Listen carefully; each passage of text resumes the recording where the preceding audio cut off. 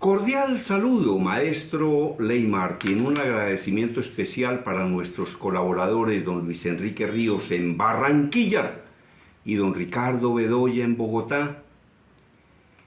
Les contaba, maestro Ley Martín, que hay un profesor en la Universidad de Yale que enseña sobre el tema de los hábitos ocultos de los genios.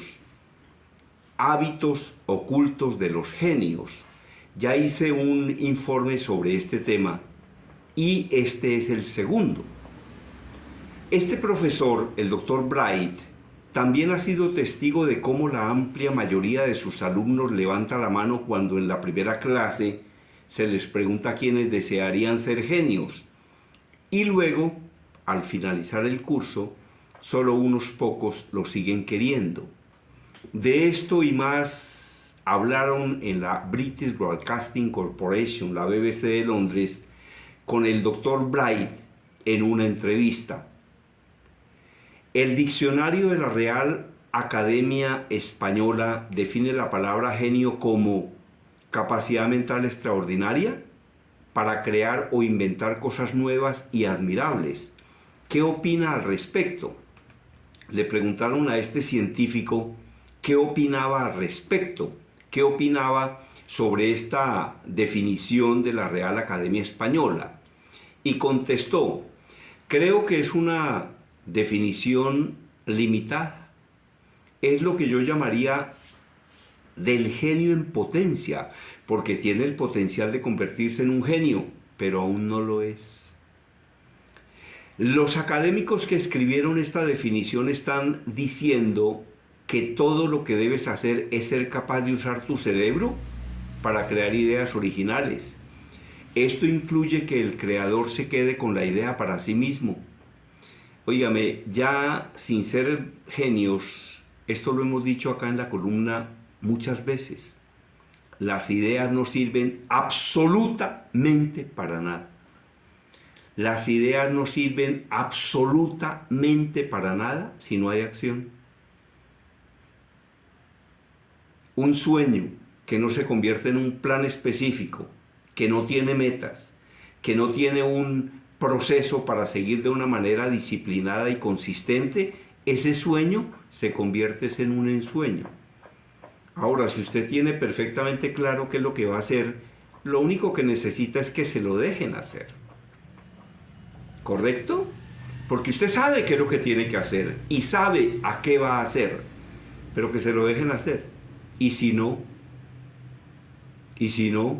¿De qué sirven las ideas? ¿De qué sirven los proyectos? ¿De qué sirve la claridad? ¿De qué sirve la claridad? Entonces, por supuesto que lo que hay que hacer es dejar actuar, ¿no? Óigame, yo he manejado muchos proyectos en mi vida y voy a decir una cosa contundente.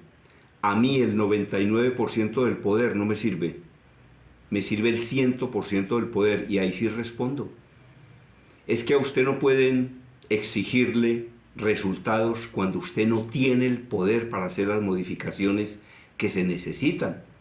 Y eso desgraciadamente ocurre en muchos sitios, en muchas empresas, en muchos lugares.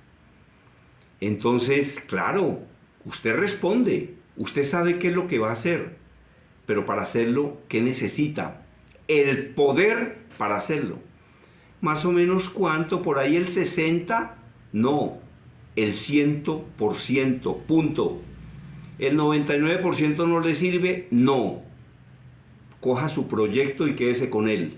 Y busque a uno que trabaje con el 60% del poder para sacar adelante un proyecto, ¿no? Y usted se lo ayuda a sacar más bien adelante a él.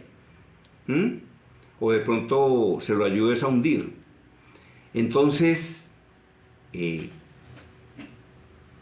tema tiene mucho que ver con una cosa importantísima que es la delegación, ¿no? La delegación. Eso es como si a mí me fueran a hacer una operación de corazón abierto y a mí me duermen parcialmente, y entonces, como estoy dormido parcialmente, yo comienzo a decirle al cardiólogo: oiga, doctor, ¿no será que esa vena es mejor no cortarla? Doctor, ¿no será que esa aguja es mejor meterla por este lado y no por este? Doctor, ¿no será que si usted hace eso me puede afectar tal cosa? Doctor, no, el doctor lo que hace es duerman a este tipo, que me deje trabajar. Uno lo que tiene que hacer en la vida es encontrar al mejor cardiólogo que exista y dejarlo trabajar. Eso es lo que hay que hacer, por supuesto, y confiar plenamente en él. Y si no confía plenamente en él, busque otro. Pero por supuesto, pero claro que sí. Pero por supuesto que claro que sí. Búsquese otro. Pero uno no puede darle instrucciones a un cardiólogo de cómo tiene que desarrollar la operación porque lo enloquece. Yo creo que el cardiólogo dice, auménteme la anestesia a este bobo, a ver si me deja trabajar. Y entonces le ponen a uno más anestesia y uno queda dormido profundamente y entonces ahí el cardiólogo puede hacer lo que tiene que hacer. ¿Correcto? O que uno le diga al cardiólogo, mire doctor, yo confío en usted, pero entonces vamos a hacer lo siguiente. Usted va a hacer el 95% de la operación, que el 5% lo hago yo.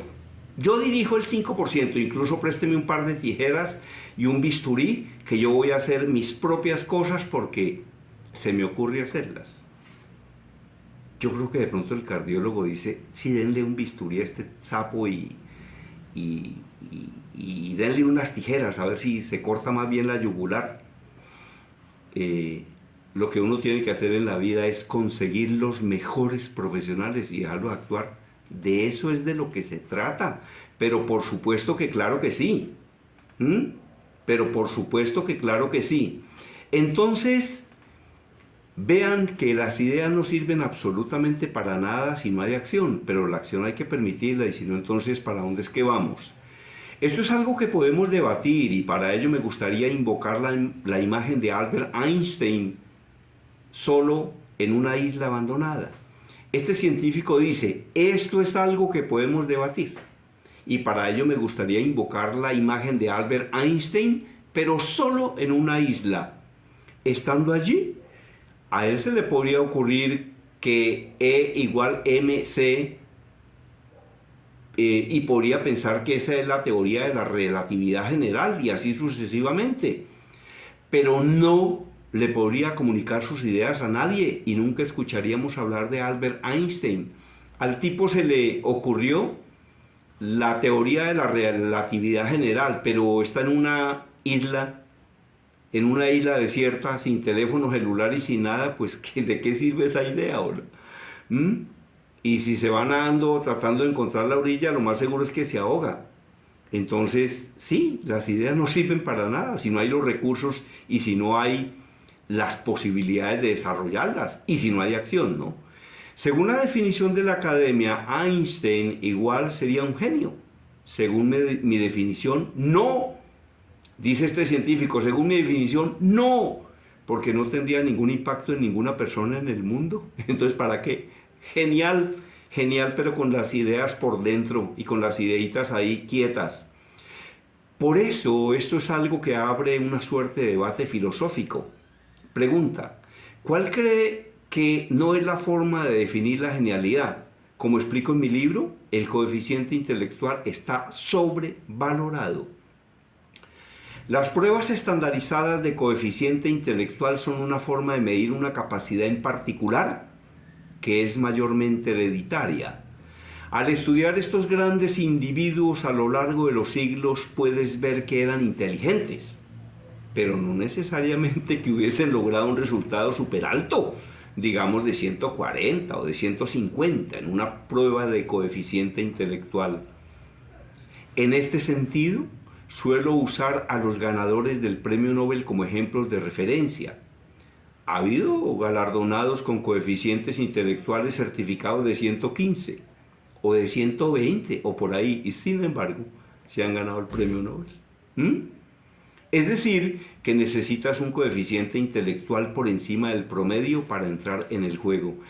Gabriel García Márquez, quien era un genio, era un verdadero genio, pero desde chiquito era un genio. Recibe críticas y descalificaciones. Y por ejemplo hay personas a las que no les gusta García Márquez. No me gusta cómo escribe García Márquez. Y hay otros que, por ejemplo, no me gusta cómo pinta Velázquez. Uno lo que tendría que decirle a esas personas es: ¿a usted no le gusta cómo escribe García Márquez? ¿Por qué no escribe mejor que él y verá que se vuelve multimillonario? O uno dice: ¿a usted no le gusta cómo pintaba Velázquez? ¿Por qué no pinta mejor y verá que se vuelve multimillonario? Entonces, por eso es que yo siento, no siento, mejor dicho, nada por los críticos de las cosas. Yo siento es por los hacedores de las cosas, por esas personas que sacan los proyectos adelante, por esas personas que piensan, estudian, investigan, toman acción. Y esas personas que a mí me gustan son las que tienen iniciativa, pero que también tienen acabativa. Porque eso es lo otro, ¿no? Hay mucha gente que tiene iniciativa, pero no tiene esa acabativa. Y grave el tema, ¿no? Hay personas que, por ejemplo, no se equivocan en la persona. Se equivocan es en la forma como la tratan a la persona. Se equivocan es, sí la escogió, pero no la dejó. Y sí.